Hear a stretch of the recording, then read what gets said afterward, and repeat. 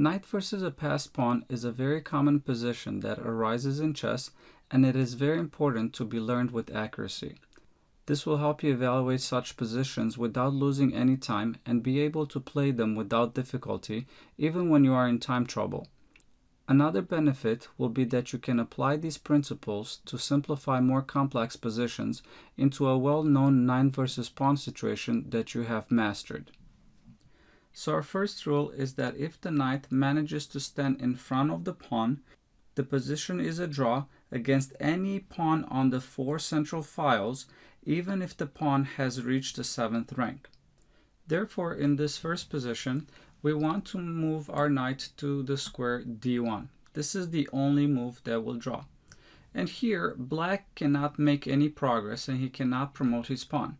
If he comes with the king to c2 attacking the knight will simply jump to e3, checking the king, also covering the promotion square.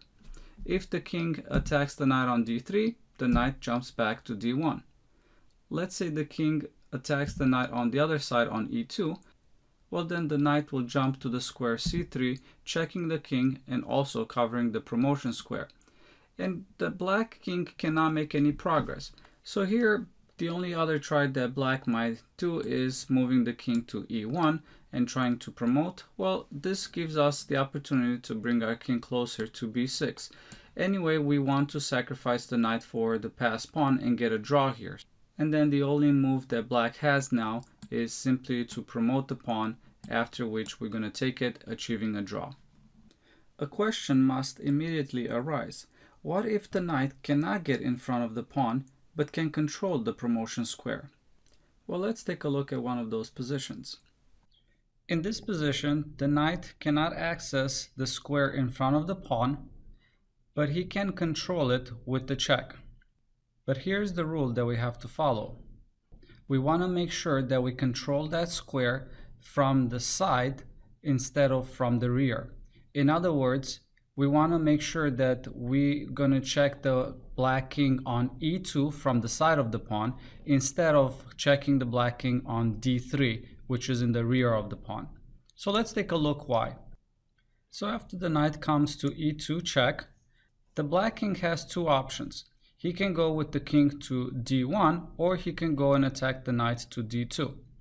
If he goes with the king to d1, then we're going to check the king on c3, and here black will come to d2 attacking the knight, and here's our key move. Our knight will go to a2.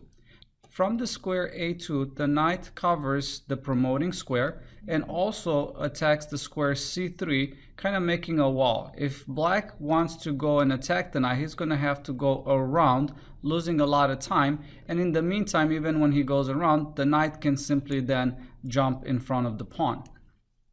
So here, probably the best try that black has is moving the king to d1, but we are slowly going to bring our king closer. And all that black has left is just to promote the pawn, after which we're going to simply take it. And coming back, after we move the knight to e2, if black is going to attack the knight on d2, what we want to do is move the knight to d4.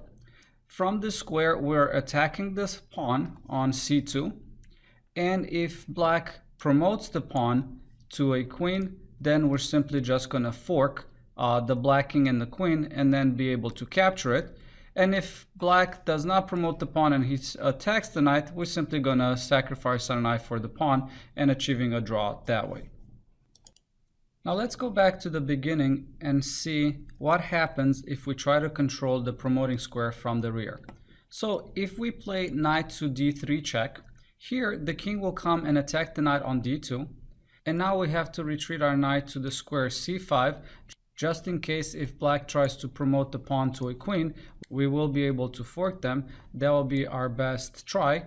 So what's going to happen is that the king will come to c3, taking control of the squares b3 and d3, which are the only two squares that will allow white to stop the pawn from promoting. So after this, our best try is knight to e4 check, after which the king will come to d3, once again attacking the knight, knight c5 check, and now king to c4, a beautiful move. From here, black covers the squares b3 and d3 again, not allowing the knight to go there to stop the pawn. And here there are no more checks. After the knight moves on the side, we're simply going to promote our pawn, and there are no forks for white to take advantage of. And if white is trying to stop that pawn, let's say knight to d3, we're simply going to take the knight and then promote the pawn. So this is the reason why we want to make sure that we take control of the promoting square from the side of the pawn instead of the rear of the pawn. So in conclusion, against a 7th rank pawn on any of the 4 central files, if the knight can stand in front of the pawn, then this is a draw. If the knight cannot stand in front of the pawn, but has access to the promoting square from the side of the pawn with check, then he's still going to be able to achieve a draw. And if the knight can neither stand in front of the pawn nor be able to control the promotion square from the side of the pawn, then the pawn promotes. And these rules only apply for pass pawns on the 4 central files. I do want to show you one more position here, because there are cases where you can't stand in front of the pawn and you can't control that square with check right away. But due to the poor position of your opponent's king, you can still achieve a draw, gaining some tempi by checking the king, which will lead you to the desired square in front of the pawn. So in this position here, if you look at the knight does not have access to the square in front of the pawn and cannot control it with check right away. If the knight tries to go after the pawn, let's say knight to c5, the pawn will simply push to d2, and there's nothing that we can do here to stop that pawn from promoting, since we can't cover the promotion square. Anything we would try, let's say knight to b3, he's just going to queen and then be able to win the game that way. However, coming back from the beginning, this game is actually drawn. If you want to pause the video to try to figure out on your own, you can. And if not, I'm just going to continue. Here we can save the game due to the poor position of opponent's king. You always want to see if there's any checks that will lead you to the desired square, which here would be the square in front of the pawn. Now we won't be able to access the square d2 just because black gets to move on the next move. However, we are going to be shooting for the last square in front of the pawn, which is the square d1. Now the knight cannot check the king because our king is in the way. However, what we want to do here is king to c8. From c8, our king protects the square b8 and b7 and not letting black go there.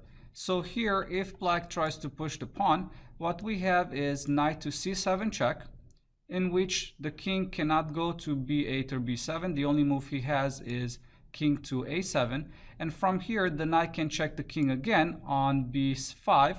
And after this, after black moves his king, now we reach the square c3 covering the promotion square. And we know that if the knight can get in front of the pawn, then this position is drawn. No matter what black does, if we get there, we've saved the game and we got a draw.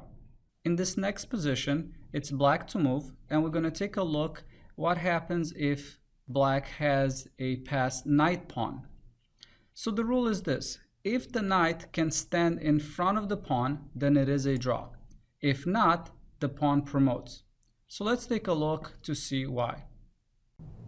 So in this position, after black moves the pawn to b2, let's say we're going to try the same technique with the knight. We're going to attack the promoting square from the side with knight to d2 check. Well, here what the black king will do is come to c1, attacking the knight.